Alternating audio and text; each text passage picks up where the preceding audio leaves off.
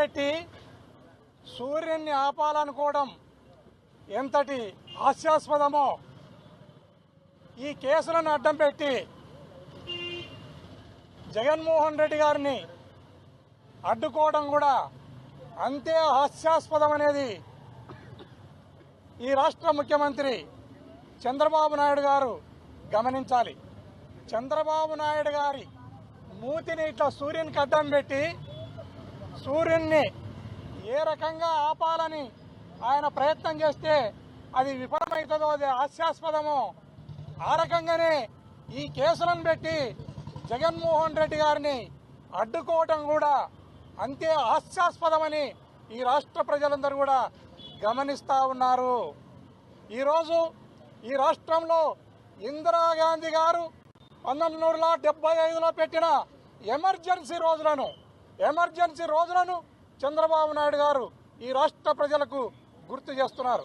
ఎందుకంటే ఈ రాష్ట్రంలో మాట్లాడితే కేసులు, ప్రశ్నిస్తే కేసులు, విమర్శిస్తే కేసులు, సభలు పెడితే కేసులు, సమావేశాలు పెడితే కేసులు, కూర్చుంటే కేసులు, లేస్తే కేసులు, కేసులే కేసులు అనుకుంటూ ఈ రాష్ట్రంలో అభివృద్ధిని కానీ సంక్షేమాన్ని కానీ పక్కన పెట్టి ఆయన ఇలాంటి అక్రమ అరెస్టులు, తప్పుడు కేసులపైన దృష్టి సారించినారు. దయచేసి మీరు ఏదైతే ఈ దుర్మార్గాన్ని, దౌర్జన్యాన్ని నమ్ముకున్నారో దీనితో ఈ రాష్ట్ర ప్రజలు ఇప్పటికే విసిగి వేసారడం జరిగింది. దయచేసి ఇప్పటికైనా ఈ కూటమి ప్రభుత్వం కళ్ళు తెరిచి రాష్ట్ర ప్రజల, ఈ రాష్ట్రం యొక్క సర్వతోముఖాభివృద్ధికి కృషి చేయాలని ఈ సందర్భంగా తెలియజేస్తున్నాను.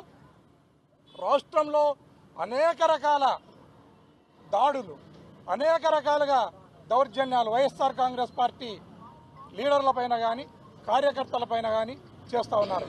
దానిపైన ఎలాంటి కేసులు లేవు, ఇన్వెస్టిగేషన్ లేదు, అరెస్టులు లేవు. ఖచ్చితంగా మా వైఎస్ఆర్ కాంగ్రెస్ పార్టీ వాళ్ళు ఏదైతే విమర్శిస్తున్నారో, ప్రశ్నిస్తున్నారో వాళ్ళపైనే కేసులు కట్టి ఈ రకంగా భావ ప్రకటన స్వేచ్ఛను హరించి వేస్తూ ఉన్నారు. రాజ్యాంగం ఇచ్చిన భావ ప్రకటన స్వేచ్ఛను హరించి వేస్తున్నారు. ఈ తప్పుడు కేసులకు, అక్రమ అరెస్టులకు వైఎస్ఆర్ కాంగ్రెస్ పార్టీ లీడర్లు కానీ కార్యకర్తలు కానీ ఎవరూ భయపడనక్కర్లేదు. ఈ రాష్ట్రంలో ఎప్పుడు ఎలక్షన్లు జరిగినా జగన్మోహన్ రెడ్డి గారు ఓడేది లేదు, చంద్రబాబు నాయుడు గెలిచేది లేదు. ఇది రాష్ట్ర ప్రజలందరూ కూడా గుర్తుపెట్టుకోవాలని ఈ సందర్భంగా తెలియజేస్తున్నాను. అంటే అదేనండి, ఇందాక మీకు చెప్పాను, ఏది పడితే అది మాట్లాడడానికి అవ్వదండి. డెఫినెట్గా నీకైతే వాక్ స్వతంత్రం ప్రజాస్వామ్యంలో అంబేద్కర్ గారు ఇచ్చారు, కానీ ఎలా పడితే అలా మాట్లాడమని అది ప్రజాస్వామ్యంలోని కూడా, రాజ్యాంగంలో కూడా లేదు. అంటే అవతల వాళ్ళని రెచ్చగొట్టే విధంగా మాట్లాడడం కానీ, ప్రభుత్వాలని రెచ్చగొట్టే విధంగా మాట్లాడడం కానీ, ప్రజలను రెచ్చగొట్టే విధంగా మాట్లాడే పరిస్థితులు ఉంటే కనుక కంపల్సరీగా చట్టపరమైన చర్యలు తీసుకుంటాం.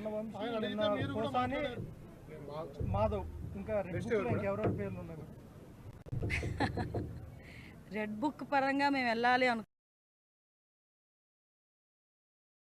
అనుకుంటే ఈరోజు వైఎస్ఆర్సీపీ నాయకులు ఎవరు రోడ్ల మీద తిరగరండి. దయచేసి మీరు కూడా అర్థం చేసుకోవాలి. మేము యాజ్ పర్ లా వెళ్తున్నాము, యాజ్ పర్ వాళ్ళు ఎవరైనా కంప్లైంట్ ఇస్తే కంప్లైంట్ బేస్ చేసుకొని వెళ్తున్నాము. పోసాని గారి మీద సుమారుగా 17 కేసులు, దగ్గర 17 కేసులు రాష్ట్రం మొత్తం మీద 17 కేసులు ఫైల్ అయి ఉన్నాయి. వంశీ మీద ఎన్ని కేసులు ఫైల్ అయి ఉన్నాయి మీకు తెలుసు. ఈ రోజుకి కూడా ఏ కేసులు ఫైల్ అయినాయో మీకు తెలుసు. ఇందులోని కక్షపూరితంగా ఎన్డీఏ గవర్నమెంట్ చేయాలి అనుకుంటే వైఎస్ఆర్సీపీ నాయకులు ఎవరు కూడా బయటకు తిరగలేరు. కానీ మేము ఆ కక్ష సాధింపు ధోరణిలోకి వెళ్ళలేదు. అలాగని తప్పు చేసిన వదిలిపెట్టే ప్రసక్తి లేదు. తప్పు చేసినోడికి శిక్ష పడాలి, లేకపోతే భయం ఎలా ఉంటుంది? ఉండాలి కదా, భయం ఉండాలి కదా. తప్పు చేసాడు అనుకున్నవాడు ఎవడైనా కూడా కొంచెం జాగ్రత్తగా ఉంటే బెటర్, కానీ శిక్ష నుంచి అయితే తప్పించుకోలేరు.